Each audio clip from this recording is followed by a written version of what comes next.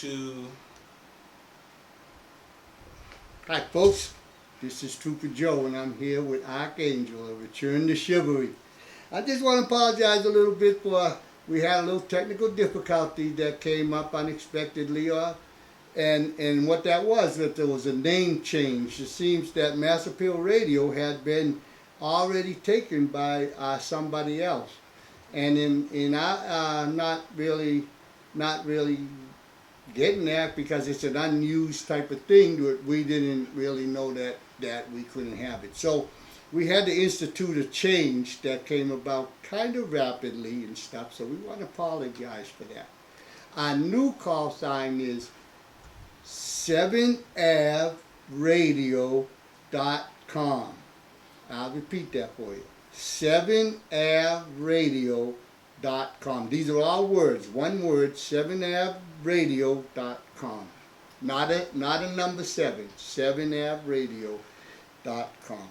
So all you people out there that luckily was able to get on the air, the thousands and thousands and thousands and thousands of people that listen to this show on Wednesday from 3 to 4, and then listen to the 5 o'clock shadow with Will at his 5 o'clock hour, that our radio station has been changed.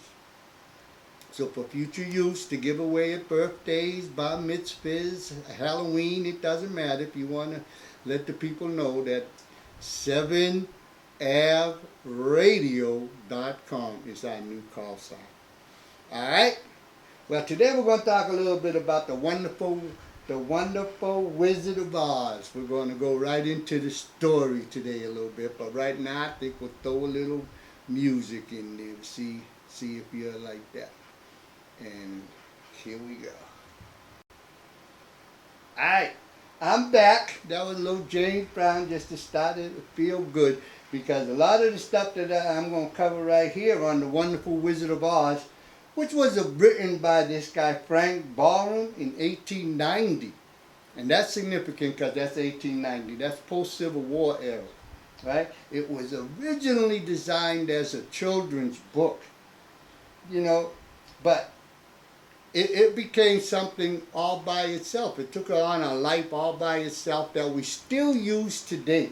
There's many quotes that many people, regardless of status of wealth, color, creed, religion, or anything like that, refer to the Wizard of Oz. Things like over the rainbow, or don't look behind the curtain. Pay no attention to that man behind the curtain, and literally the wizard and the wicked witch. Those type of things. That's just a few of the quotes that just circle around in today's world. That's how powerful this story came. And many believe that the story is just a story written for kids, but in actuality it was a story that had something to do with the political, economic, and social developments that were taking place during this time period of 1890. I keep saying, I have no idea why I keep saying that, so I apologize for that. I'll stop saying. You understand? No, that's okay. All right. The world and the landscape of 1890 was changing after the Civil War period and stuff. There was a migration that was taking place that was going up north. The Great Migration. Many people know about the Great Migration. There was also an industrial age that was coming about. This industrial age was fueled by a wage labor movement.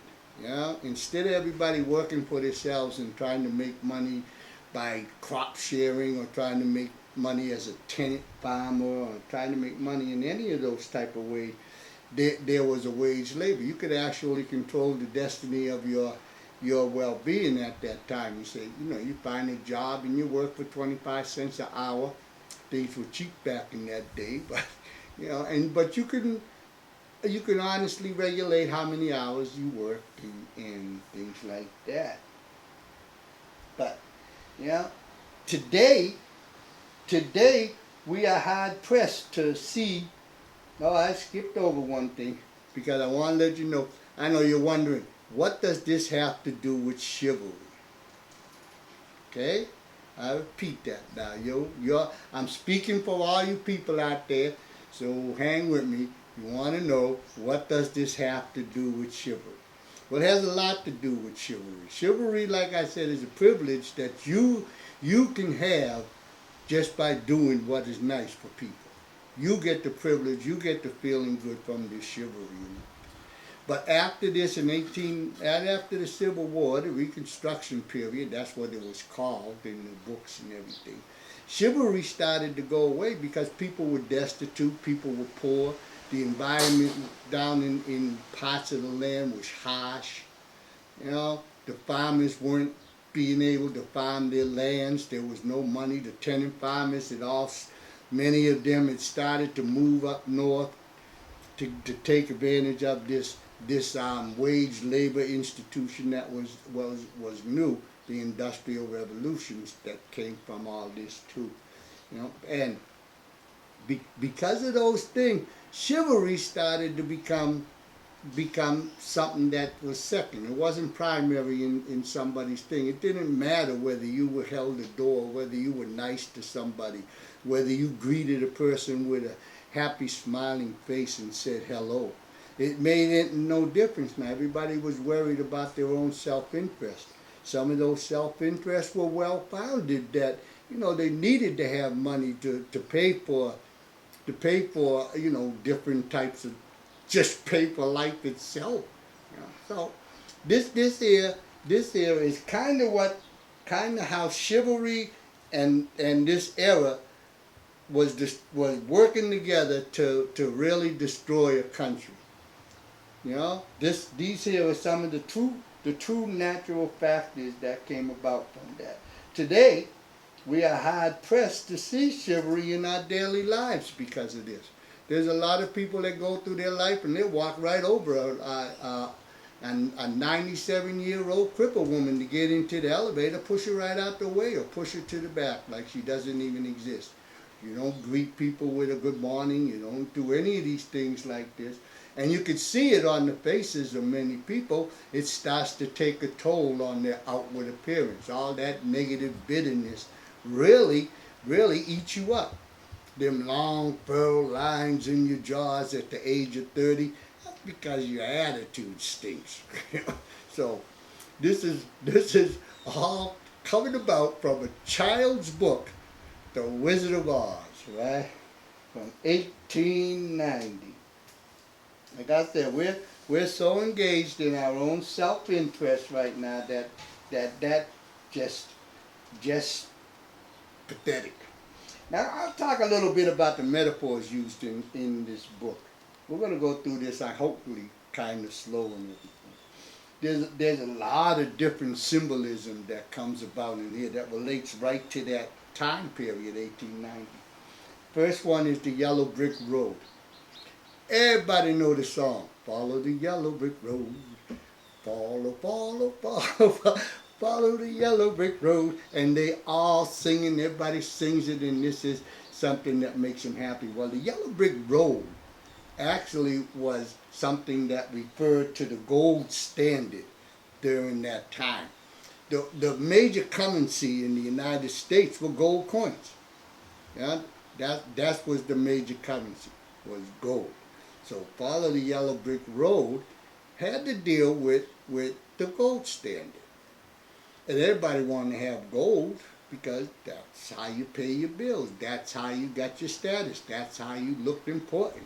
That was everything that made you in these times of depression was gold. Sound familiar? It should. It's not gold anymore. But the gold, and first let me go to the silver slippers, then I'll come back to the money and everything. The silver slippers, which television turned into ruby red slippers, obviously because it's easier to see ruby red slippers than it is to see silver slippers, you know. So I think is the only reason that Dorothy wore ruby red slippers, is because the television, the film industry could better project ruby red slippers than silver slippers. But the silver slippers, yeah, you guessed it, it was the it was the opponent currency at the time, silver. You know, there were two standards of money, gold and silver. And these two were competing for the new money that was coming into play, the greenbacks. Yeah, the dollars were now coming into play because it was easier to monitor the dollars when you're paying a wage labor than it is to try to pay with gold and silver.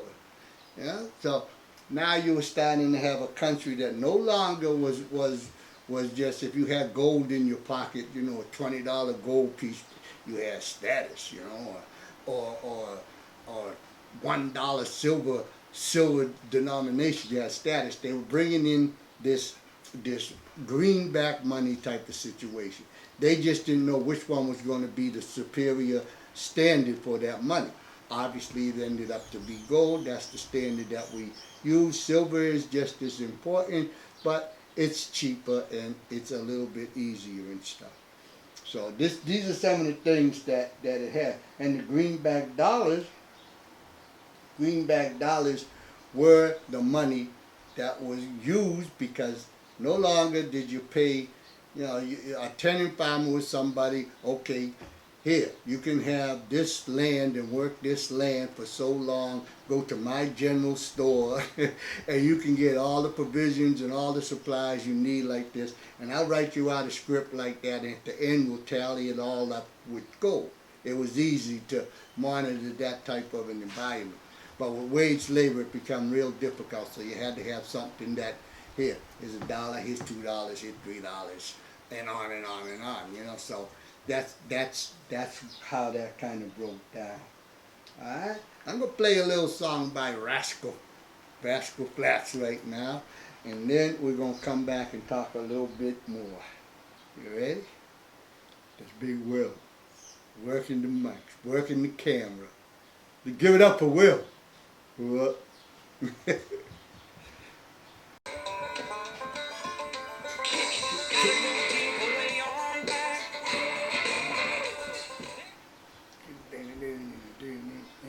Go, go, go.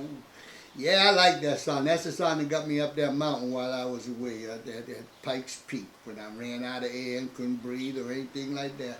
I just had that one tune in my head that you gotta go deep, way on back. And I just kept going deep. I had to dig down to get on up there. So y'all can use that. It works. You know, it didn't work well for Dorothy and them, but we're going to talk about Dorothy right now, you know. Dorothy, that poor girl, I feel bad for Dorothy. In the original book, she was just a little young girl like they played in the movie, but they, you know, I guess in the movie she looked a little bit older, but she was supposed to be a young girl. And she represented the naivete of the country. She represented how easy it was for the country to be manipulated by the crafty politicians and the crafty businessmen of the new era, the industrial era. You know, and of course we know who these crafty little rascals are. They were the wizard. The wizard was definitely crafty, and the witches, good and bad. Everybody looks towards the witches as being the good witch. Oh, she's so nice and sweet and beautiful and all those things that go along with a good witch and everything like that. But she was one of the more manipulative people in the whole story. She manipulated Dorothy from the start, gave her a title, brought her up to the same level that she was on. Are you a good witch or are you a bad witch? You know, made her even to her. This poor little naive girl, she ain't knowing what's going on, you know. I'm not even a witch. I'm not a witch. Oh, well, you killed the evil witch right over there, so you must be a good witch. No, my house killed the witch. Well, it's your house, so still you must be a witch. So see how she kind of leveled out that playing field, put her on that equal footing with her, and then let her see all these little happy little munchkins running around in little circular polka dotted attire and stuff. So they were all having a good time. And then here come the wicked witch of the West, you know, and and the true nature of the good witch came out. There was no chivalry in that good witch's heart, not really. She saw Dorothy as something that was unusual to the environment that they lived in over the rainbow. So after the bad witch came, and she couldn't do anything, and she put the slippers on Dorothy's feet. Now the witch wants the slippers because the bad witch knows the power of the slippers and stuff. And what does the good witch do? She manipulates this naive girl from Kansas. Not that everybody in Kansas is naive, it's just the way the movie played out. To be her assassin in nature, to go and eventually kill the bad witch. She wanted her to eliminate the sister of the bad witch because she couldn't do it herself. Same with the wizard. Later on you'll see that he wanted Dorothy and all her companions now to go and do battle with the Wicked Witch of the West to eliminate the Wicked Witch. So this is a real strange movie. But it got a good plot to it. I think it got a good plot to it because a lot of this political stuff is going on right now. Dorothy is definitely a lot of the citizens of today's world. They're naive in their nature. They really happy-go-lucky, but they complain all the time, and they need to have something. And you can see the complaints in The Wizard of Oz from the start because the whole scenery is black and white and gray. And in the book, everything's gray. Everything turns gray. The house turns gray. The dirt turns gray. The pigs turn gray. All the animals are gray. The people got gray dirt in their faces, and everything's just gray, depressing type of environment to live in. And Dorothy's unhappy. Because I'd be unhappy too if I got dirt in my teeth all day long and it's all gray dirt. I ain't got no brown dirt or no red clay or nothing like that. I got old gray dirt sticking in my teeth. I'd be a little unhappy. But over the rainbow, her eyes are wide opened and stuff. Everything's colorful. A little over colorful for my taste when you get to those over the rainbow socks that these little munchkins had all. Things like that. I mean, it got a little bit too much color for me. They needed a little gray over there, but that wasn't the nature of the Munchkin land. And then the big giant emerald green, that greenback money symbol again, right there, the emerald green, nice and shiny, and you're gonna be all right once you get beyond that door. So that's a little bit about Dorothy and the witches, and the wizard. The wizard too. He was a trickster. He was a con man from I don't know, Utah, Kansas, Arkansas, one of those places like that. Had his little truck when he was back before he got blown over the rainbow. And he was a con man, and he was such a con man that he could see the worth in Dorothy to go and kill the Wicked Witch. Literally, that's what they wanted to do. Destroy that woman. Get her out of here. She's bad for business, That's all that was really about. The Wicked Witch. And the Wicked Witch, I don't even know much of that.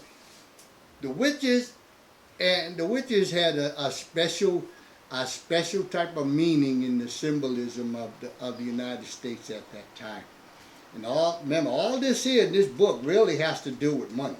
It's a capitalistic book that's written for children so that their parents can read it and think it's good. And then you can make a TV or movie show out of it. But here go the witches. North and South were the good witches. Yeah? They were good because commerce ran down the rivers in pre-Civil War time. Everything ran from north to south. That's how you did trade, north to south, all the time. East to west was bad because couldn't do any trade east to west. The Industrial Revolution and the westward expansion was what created that east to west type of movement. But this was not seen as a good thing for the commerce coming north to south. Their livelihood was in jeopardy now because of the railroad going east to west. So you didn't have to just push it down the river from Chicago down into the Gulf of Mexico and then bring it out to Europe. You could shoot it from any way you wanted to by the railroads and stuff. You opened up a lot of different land and stuff, and the farmers now, at first, before the westward expansion, they had a real important place in the development of the United States, farming, ranching, and those type of industries. I should say before the onset of the wage labor system for the Industrial Revolution. And the farmers, we'll get to them in about a second. Are we there yet? We are almost there. The farmers, everybody know who represents the farmers. What symbol represents the farmers and the characters? That's right, the scarecrow. We talked about him a little bit before. The scarecrow is one of the heroes in the Wizard of Oz. He wanted brains because he didn't think he had any brains because he was busy trying to compete with the people who made him, and he didn't know what he was doing and stuff. So he was looking for some kind of pat on the back to say you're smart. He's the one with all the brains anyway. He had brains from the beginning. Every time there was a problem that needed to be solved, it was the scarecrow who solved the problems. You know? He was, yeah, there was the scarecrow. Yeah. When you know, whatever they had to do, the scarecrow came up with the plan and implemented the plan. Everybody else kind of followed along with the plan. You know, Dorothy would get all the credit because she was the little girl and stuff, but she was the little naive kind of. I'm Dorothy and this is Toto, and we're walking over the rainbow. But you know, she's a nice girl. She's a nice girl. She's alright. But it was the scarecrow that was really the smart one. But he was his symbol in the book and things was the stupid person.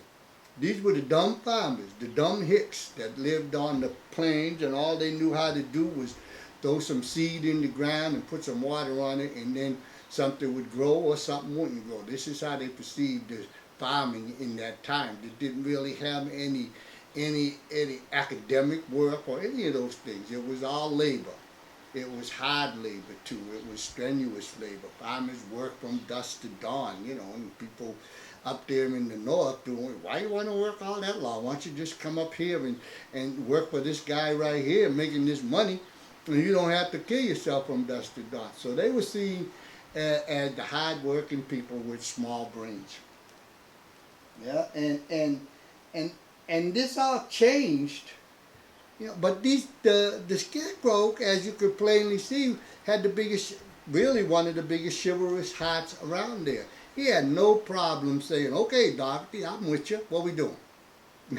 I got this." You know, and this part in the book, it's not in the movie, where they come to the apple trees and stuff like that. It might be in the movie. I think it's in the movie, yeah.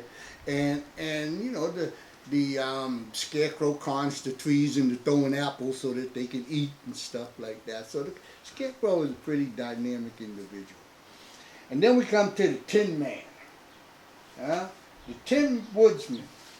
Now he's got two different representations of him. He represented the westward expansion. Yeah, he represented the railroad. He represented all the industrial things that took place. You know, he was built. In the book, in the book, this is how it is. In the movie, they didn't put this in. In the book, he was constructed he was a little boy.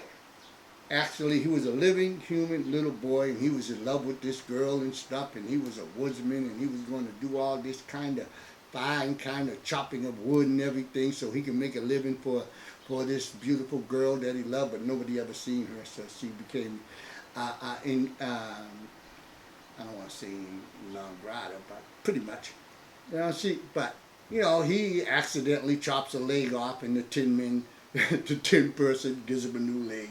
You know, he chops off the other one and gets another leg and arm and everything and on until he's nothing but tin. Yeah, but he never received a heart. So he didn't know that he had a heart, even though his whole being of life was to marry, love, and cherish and take care of this girl who disappears after this and everything. So he just becomes the representation of the evil industrial age that was taking place, killing the good, chivalrous, nice, farming, dumb, stupid hillbilly farmers who live out there and make a living on the ground, from the soil. He became that evil something, something, something, something to the thing, which he actually wasn't. He was a kind-hearted, overly kind-hearted, sensitive, kind of overly sensitive, overly everything when it came to emotional type of feelings and stuff. His emotions he wore right on on the outside of him and stuff. He stepped on a bug and he cried and he vowed never to kill it again and stuff because he just couldn't handle the fact that he had killed the bug, which is an honorable thing to do. So that's the Woodsman.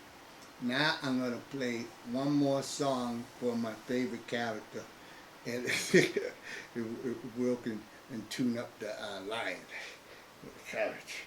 And then we'll be right back, fill you in on these characters.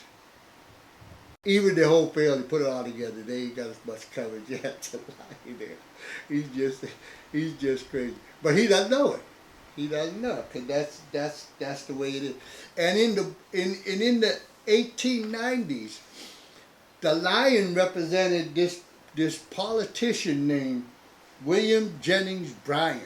I'm not sure that much about what William Jennings Bryan actually did and all these things like this, but he was the one that was for the people, the small people, the people that were deemed insignificant because of the industrial movement, because of the migration and stuff. He was the representative for all those type of people, but he lacked the understanding that he had courage to do something because he was by himself. So he was like the lion. He didn't think he had any courage. In actuality, he showed a lot of courage in being for those people in the first place. And you can see that today too. You don't need to be the one standing out there all the time shouting and doing all that stuff to be the one that's going to institute change among the things you want. The one who's really going to put together that change is the one who has the courage to take a hit when it comes at you. Because a lot of the people that was out there making noise, they ran away when the things got hot, Bryan, he didn't run away. And the Cowardly Lion, he definitely didn't run away from anything. He was all about scared as he wanted to be, but don't worry, I got this. I got this.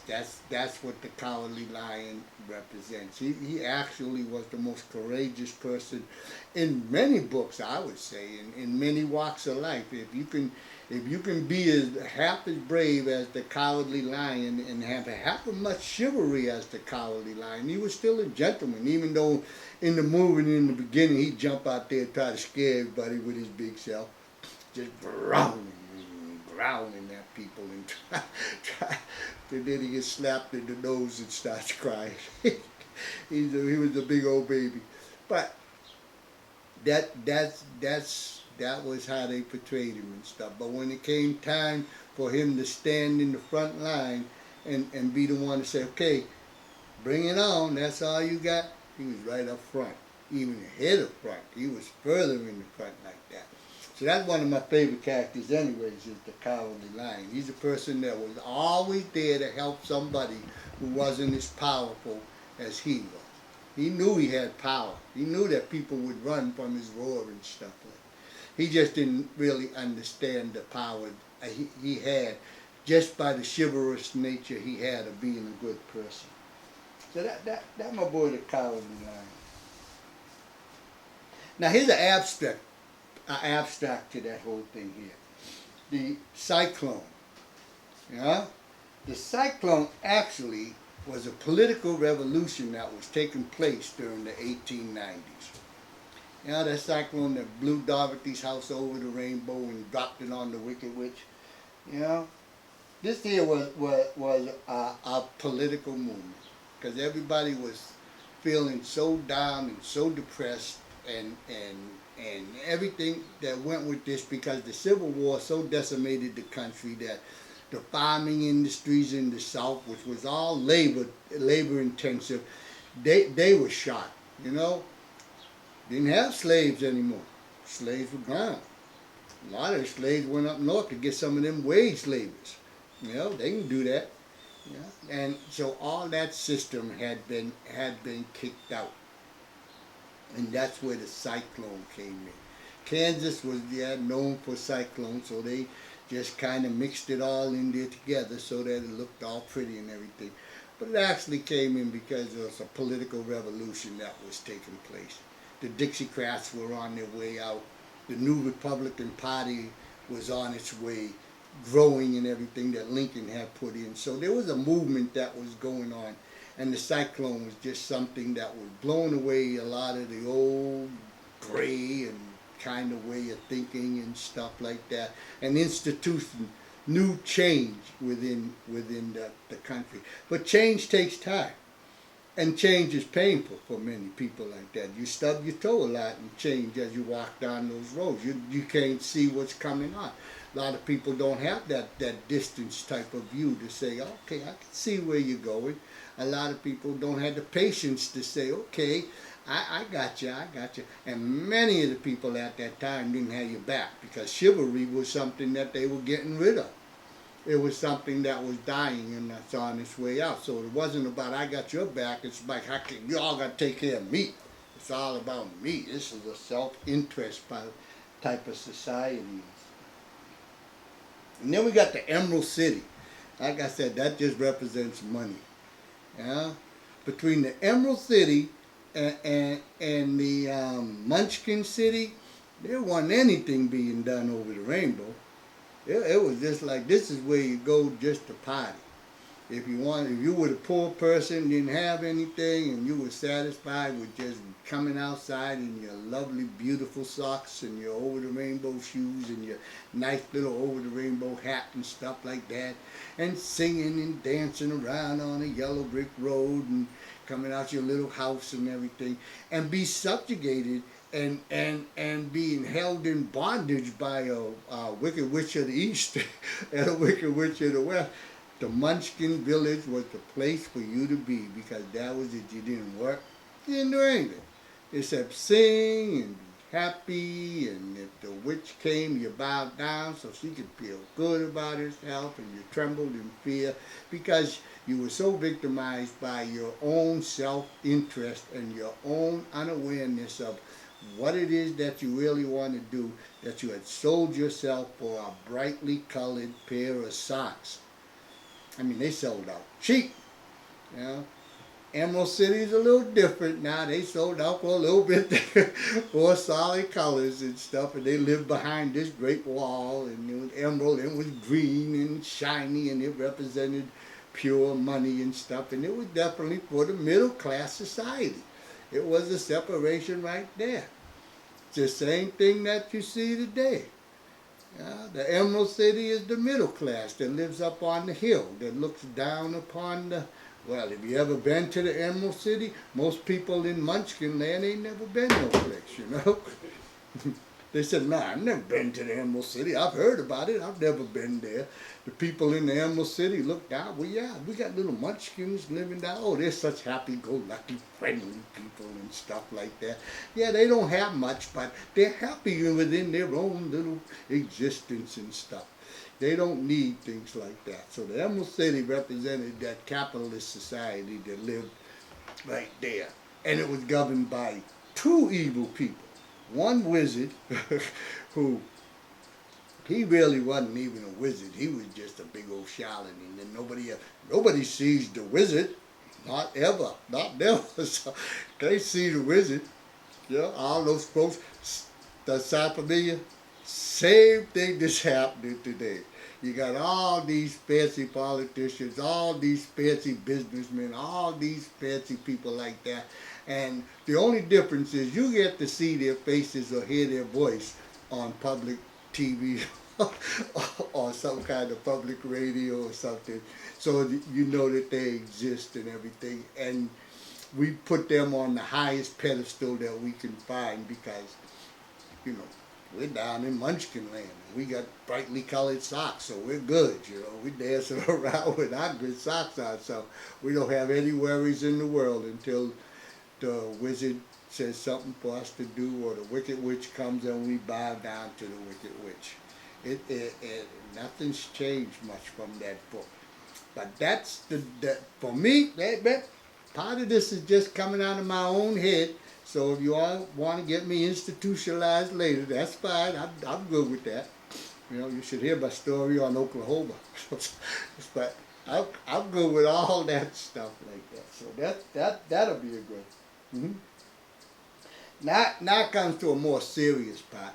It's serious a little bit more to be because it's reflected in the story. If you can read the story the way I just laid out some of the ways that the story moves itself around and stuff, is the soldiers and the winged monkeys. Alright? The soldiers and the winged monkeys both work for the Wicked Witch of the West. Remember, now the Wicked Witch of the West represents part of the westward movement, westward expansion. So the Wicked Witch of the West was definitely the evil Eastern businessmen who were taking their business to the west because now they can spread out across the country because of the railroads. They didn't have to worry about their supplies coming down the river and being loaded on these carts and loaded on wagons to travel across these highly rocky, drab, dreary places of a lot of grain. They put it on the railroad, ship it right over. Oil was a big industrial mover during that time. Oil in the railroad. You put the oil in the barrels, you put the barrels on the railroad. The railroad was made out of the steel. It was all this industry, all circling around like this. That was really remaking the country to what it is today, but killing the country's honest approach to chivalry. And that's what I call it, an honest approach to chivalry. So who are the winged monkeys and the soldiers? Yes, you guessed it. They were the Indians. The winged monkeys and the soldiers were the indigenous population in America. They had to be removed. They had to be subjugated. They had to be held in bondage. They couldn't be there because they were a threat to the settlers and stuff. It's right here. This is kind of a proposal that was part of the mandates at that time. A proposal that the white people, by law of conquest, justice of civilization, and masters of the American continent, are the best security of the settlers by securing and totally annihilation of the Indians. This was part of a children's book. This was the mindset for the winged monkeys and the soldiers. I know they didn't say it in the movie. You don't know that. You see the winged monkey, he's cool. But actually in the book, you meet the winged monkey after you meet a little queen of the mice. So, it was all good by then. They were queens of the mices and stuff. They were really downtrodden people, but they never were subjugated. So the winged monkeys and the soldiers were the indigenous population that had to be removed so that the railroad and the settlers could go out to the western part of the country and start settling. And that would flourish all the Northeast because now they can ship all their merchandise and everything they want by the railroads, buy all this out for these people to buy, and the world starts to have a great interaction with capitalism. Killed chivalry. Nobody's being now. How you going to have a nice chivalrous attitude about yourself? How you going to wake up in the morning and say, it's a great morning. How you doing, neighbor? You need anything? I got some eggs and some bacon cooking over here. You want some? Come on over here. So you're not going to do that. Because you know that you woke up And even if you couldn't justify it totally within your head, you know you woke up at the expense of a whole race of people that had to be annihilated for your security. There were no other negotiations within that thing. Get rid of them. Kill them. They can't stay here. Tried putting them on reservations. They didn't work. Got to kill them. You know, got to do all these things just to take them out so that the settlers can have a nice, pure existence. So that was the winged monkeys and everything. And who were the settlers and everything? The little munchkin people. And your little people living in the Emerald City. Yeah, you got your good little settlers down there doing absolutely nothing, doing whatever the Wicked Witch tells them to do, whatever the wizard tells them to do down in Munchkin Land, and you got the same actions going over in the Emerald City, doing whatever it takes for them to do whatever's necessary by the wizard and those guys like that. So that's kind of crazy. And then we're going back to the good witch for a little bit. Now that good witch, she's a crafty old girl. She's crafty. Not only did she put these slippers on Dorothy that's not going to come off, she didn't tell him that all she got to do is click those heels. It's like, girl, you click those heels, you over the rainbow, you back home like that. Should she tell her? No, because it's like, well, Dorothy, here, you know what I'm going to do to help you so when you go out there, and it's going to be a dangerous journey through all these dangerous lands and everything, and you're going to meet all kinds of different type of evils and stuff, mostly the Wicked Witch and everything. You know what I'm going to do for you? Yeah, because I'm the good witch of the north.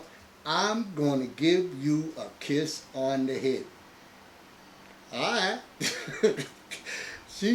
Dorothy's just a little naive girl from Kansas who just doesn't want to live in a gray environment anymore, totally overwhelmed by all the beautiful colored socks that's running around on these munchkin people. And this witch, the good witch, going to give her a kiss on the head to protect her from all the evils that lie waiting for her outside of Munchkin Land on her trip to Emerald City, to try to get the wizard to help her in her quest to kill the Wicked Witch, who the good witch needs to have removed so that she can assume all the power. You go, good witch. You go. You're a great negotiator, I think. You got a lot of talent when it comes to manipulating, influence people. Does it work today? You betcha. You betcha. There's so many people that'll go out there and almost commit murder like Dorothy if you give them a handshake, put your arm around them and call them a friend. They'll just be out there, oh yeah, that's a great person right there. You know, if you got the status bestowed upon you from the people and you meet somebody from Munchkin Land or from Kansas, or Dorothy's thing like that, and you give them a handshake and a hug or a kiss on the head, you can influence these people in many, many, many, many different ways, just like the good witch of the West. Did that make her bad? I don't know if it makes her bad. I know there's no chivalry in her. I know she should have at least gave the girl the opportunity to know, click them heels, girl, and boom, you're over the rainbow, flying like a cow or something like that. Whatever it takes to get over there. Mm-hmm. And the wizard, he's kind of really a funny kind of guy. He uses more tricks than anything else to get what he wants. You know, he's a big, loud. He's actually a small, little, insignificant person who has assumed a lot of power because of strange unknowns. Nobody had ever seen a hot air balloon before, so they didn't know what it was. Nobody flew but witches. You know, so he come flying in on a hot air balloon, landing in the middle of the square. Everybody gonna say, oh, that's a wizard, because it's not a woman, so it can't be a witch. So he must be the great wizard from someplace. But look at his great, beautiful craft he has. Because remember, all these people are into fine showery. So he's got a beautifully crafted air balloon that they had never seen, probably got a lot of colors in it and stuff. And so they made him the wizard.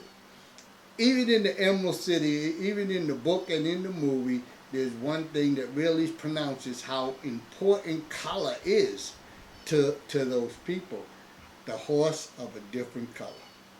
The horse of a different color represents the attitude of all the people all the time. He changes color with the wind.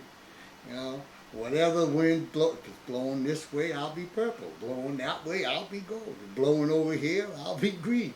It doesn't matter where the wind blows. He's going to change colors. And that's just how those people were living their lives at that time. And it seems to be something that goes along with some of today's people like that. They'll go with it wherever the wind's blowing. Yeah, they're just like the horse of a different color. And the colors are very powerful today as they were back in the day. Many shiny, glittery, bling type of things are very, very important for a status producing environment for somebody who lives in Munchkin Land or somebody who lives in the Emerald City. It's not so much that for the wizard and the witches, they were all about power. That's what they wanted, was power. Now, so that's a little bit about them. And here's the wizard right here.